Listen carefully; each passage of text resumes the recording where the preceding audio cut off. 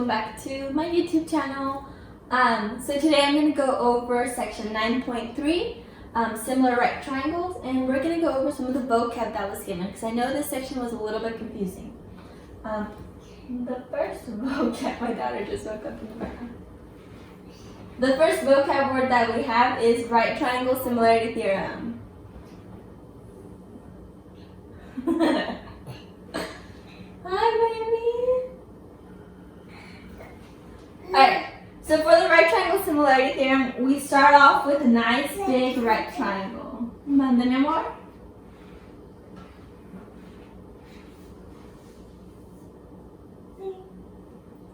So this is a right triangle. I'm going to draw in my right angle right here. And then I'm going to make sure to label my triangle. So I'm going to label it A, B, C.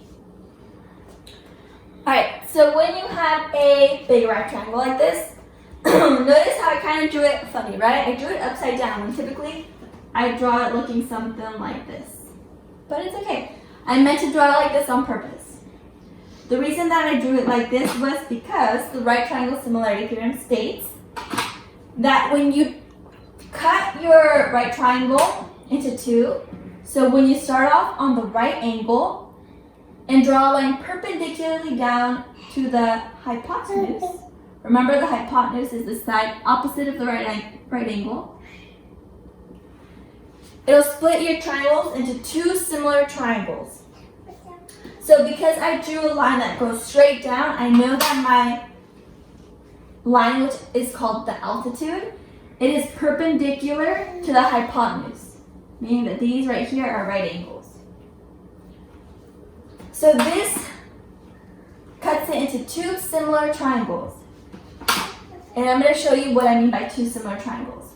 So over here on this side, I have a triangle that I just colored in purple.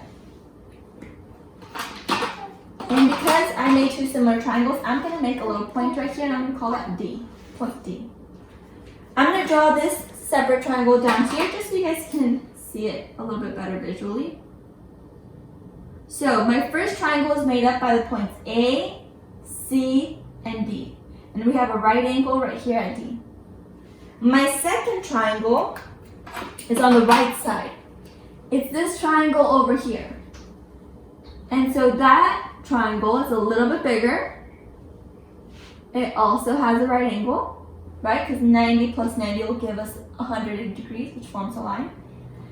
And this blue triangle is made up from the points C, D, and B. Now, what the right triangle similarity theorem tells us is that these two triangles, this purple triangle and this blue triangle, is similar in proportions to this big black triangle. So the proportions of these triangles will all be equal. So we could write a similarity statement. We could say that triangle, and watch how I do my similarity statement. Order matters here. So I'm going to start off with A, right angle C, and go to B. Notice B is closest to the bigger lines, and A is closest to the hypotenuse and the smaller line, right? So A, right angle, big line. That is going to be similar to triangle. I'm going to start off with A again because it's the shorter line. My right angle, which in this case is D, and then C, which has the bigger lines next to it. And that is similar to triangle. We're going to start off with C because it has the shorter line, D, which is the right angle, and B because B is the longer lines. So B was the longer lines, C was the longer lines, B over here was the longer lines as well. So if you notice, I kind of play the matching game when doing my similarity statement. And that will help you when you're setting up your proportions as well. So now we're going to go over the geometric mean and altitude theorem. First I want to start off with geometric mean though. For geometric mean, I give you an equation that looks something like this. Let me double check it.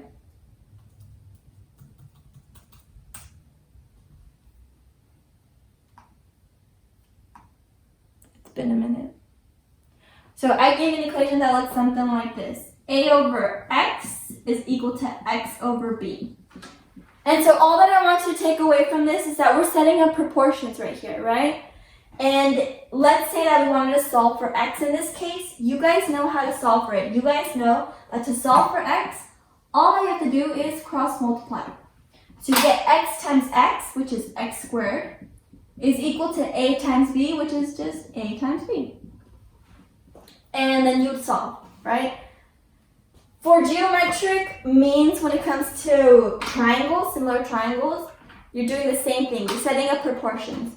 And when it comes to proportions, it doesn't really matter which side length you use as long as it's the same side, it's the corresponding part on each triangle. So I'm going to give you the example for the geometric mean and altitude theorem, which looked like this. So we have triangle ACB once again. And just like in the last clip, what I did was I split this triangle into two, right? I drew my line down the middle. We made that point D. And then we had this triangle on the left side, which I'm covering in purple over here. I'm going to redraw that triangle right here just so you guys can see. Oops, that should be way smaller. Like that. We have a right angle, we have ACD. And then we have our triangle over here, which is this blue triangle.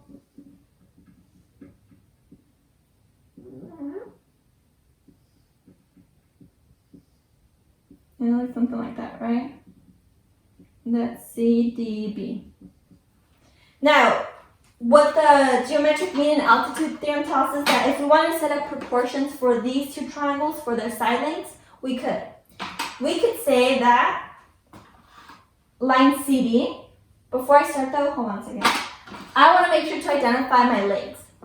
So the leg across from the right angle, we always call the hypotenuse, right? It's always called the hypotenuse.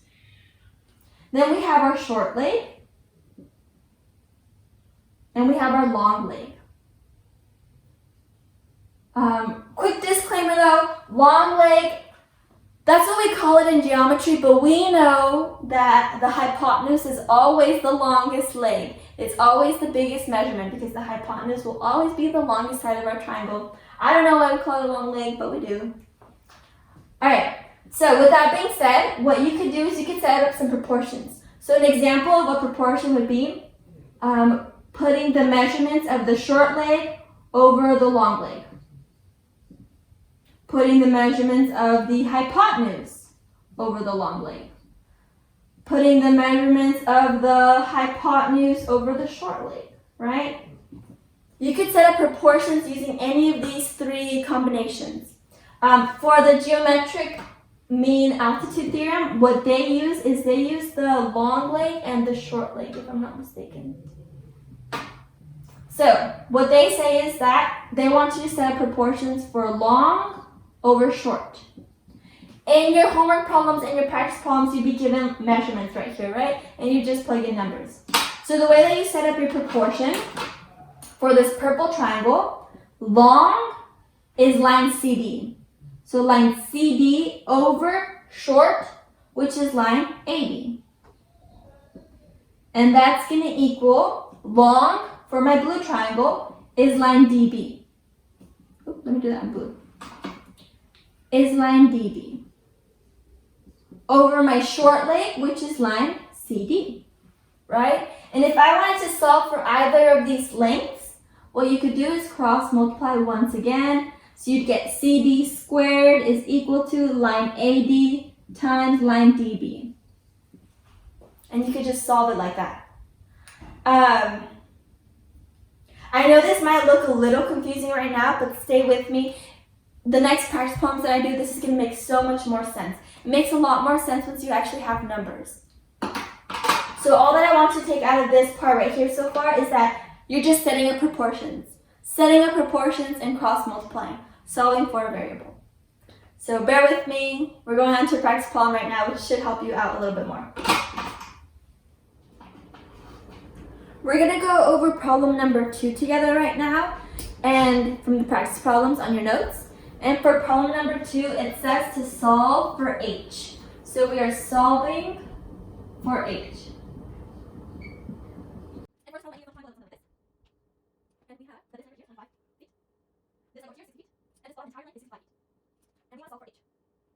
Alright, so when it comes to triangles, you know that you have 3 triangles in total. Number 1, you have the entire triangle, right? That's your first triangle, the entire triangle. And you could use that information. The second one, you have the smaller triangle, right? You have this one in here. And you can use that information. Or if you don't have enough there, you could use the third triangle, which is your right triangle. If you have enough information, use that one. So you always want to go off which triangles do you have the most information on. So I'm going to start off with that big one. For that big triangle, I know all of those side lengths. So most likely, I probably want to use the big triangle.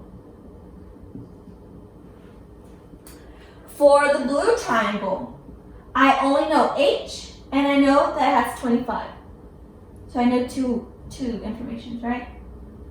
For the green triangle, I know h, and I know 60. So because we have 2 numbers for each of these triangles, we could use whichever one we wanted. For this one, I think on your notes, I chose the smaller blue triangle, so that's what we're going to use for now. So for the big triangle, well, let's see. The smaller triangle is the one that I don't have too much information on, right? So for the smaller triangle, we know that this one right here is h, it has the value of h, and this hypotenuse has a value of 25. I'm going to rotate my big triangle just to give you guys a nice little visual. So if I were to rotate it, it looks something like this. The smaller side is 25 feet, and the height is 60, whereas the hypotenuse is 65. So now I'm going to see what information do they share in common. So do I have the shorter length of both triangles? No. I only have the shorter length of my big triangle. Do I have the hypotenuse of both triangles? Yes. So I know I'm going to use the hypotenuse. Now, it also looks like I have that long leg, right? So I'm going to use the long leg as well. So I'm going to set up a proportion using the hypotenuse and the long leg. I typically like to use the bigger numbers up top, so we'll start off with hypotenuse over my long leg. That's going to be the proportions that I set out. So 65 over 60 is going to equal my hypotenuse over here, which is 25, over my long leg, which is h. And now all I have to do is cross multiplication to solve. So you cross multiply h times 65, 25 times 60. And you get 65h is equal to 1500. Divide by 65 on both sides because you're multiplying 65 times h. The opposite would be to divide. That cancels out. You get h is equal to 23.1. Now remember, if you leave your answer as 23.1, that's wrong. You have to include units. 23.1 feet. You have to include units because they give you units. Hopefully that one helped out a little bit. We're going to do more practice problems because I know that they were difficult and I want to help you guys out as much as possible. We're going to do a problem from your student journal because I know you guys were confused on problems 5 through 8. So I'm going to do numbers 5 and 8 with you guys. So for number 5, we have this problem right here, and it wants you to solve for the variable. Find the value of the variable. We're doing the same thing. We're going to split our triangles up into 3, right? We have our big triangle, and when I look at the big triangle at this outside, It doesn't seem like I know much information. I only know the length of this side right here, and that's if you add the 16 together with the 9. So I only have one measurement for the big triangle. So I'm not going to be using that big triangle. Then we have our smaller triangle, which is this top right one over here, this brown one. And for the smaller triangle, I'm going to redraw it. It's going to look something like this. I know that my height is x, and this smaller side length is 9. And the way that I redrew it is I kind of just split it into two and like kind of flipped it. And then we have our bigger triangle that's on the inside, right? My big triangle, which is over here in purple. My bigger triangle over here in purple looks something like this. If you were to flip it, kind of manipulate it a little bit, where my height is x, just kidding, my height is 16, and my shorter leg is x. So for both of these triangles, we're given that longer leg and the short leg. That's a 9, by the way. We're given that longer leg and the short leg. We're not given the hypotenuse on either of these triangles. So what we can do is we can do long leg over short leg and set up a proportion that way. So 16 over x is equal to x over 9. And once again, all you have to do is cross multiply to solve. So you get x squared is equal to 16 times 9. 16 times 9, where 16 times 9 is, I have to do this in my head, 4, 5, 9, 144. Take the square root of both sides, and if I'm not mistaken, that should be 12. X is equal to 12. We're going to do the same process over again for number 8. I chose number 8 because that one looks a little bit more confusing because we have a letter plus a number. We're going to cover problem number 8 from your student journal now, and it looks something like this. We have an upside down right triangle, right, with the measurements 3, 6, and a plus 4. So once again, I'm going to look at all 3 triangles. I'm going to look at first the biggest triangle, the one that makes up the entire thing, right? This black one right here. I'm going to see, do I have enough information to use that one? I don't know this side length. I don't know this side length. And I know that this entire side length would be 3 plus a plus 4. But because we only know one side length, we can't use that black triangle. So the black triangle is voted out. Now I want to see if I can use my smaller triangle, which in this case will be this blue triangle right here. For this blue triangle, I know that it has a height of 6, right? The long leg is 6, and it has a short leg of 3. So I'm given 2 known values. I'm going to use the short triangle. And it looks like this. I'm just redrawing it so that I can visually see it. You don't have to redraw it if you already know it, but I want to. And now I'm going to look at my bigger triangle right over here, this purple one over here. For this purple triangle, so my medium, I guess I'll call it, my medium triangle. For this triangle, we know that this is a right angle right here, so I'm going to draw it. We know that the shorter leg is 6, and that long leg, the height, has length of a plus 4. We don't know the hypotenuse for this triangle, but that's okay, we don't need it. So for both of these triangles, we have the shorter leg, and we have the longer leg once again. So we can use this information to set up our proportions. So I'm going to do long leg, 6 over 3. Like I said before, I like to do the bigger measurement on top and put the smaller measurement on the bottom. You don't have to do that. You could have done 3 over 6 and we'll still get the same answer. The only thing is that if you put 3 over 6, then make sure you put 6 over a plus 4. But I'm going to do it the opposite. So a plus 4 over 6. And all we're going to do is we're going to cross multiply to solve for our variable. And here's where you have to be careful. When you multiply that 3 by a, don't forget to also multiply that 3 by that 4. You have to multiply this 3 to everything up top. So we get 36 is equal to 3a plus 3 times 4 is 12. So in case you're wondering, I did 6 times 6 equals 3 times a plus 4. And then you distribute. Alright, I want to get this 3a alone, so I'm going to subtract by 12 because that's how you get rid of a positive number. So that will cancel out. We have 36 minus 12, which gets us 24, is equal to 3 times a. To get rid of this 3, you're going to divide by 3. So 24 divided by 3 is 8. And you're done. Hopefully that helped you guys out. If you take anything away from this video, it's just to make sure you split those triangles up into 3 and look at all 3 triangles individually to see if you have enough information so you can decide which ones to use.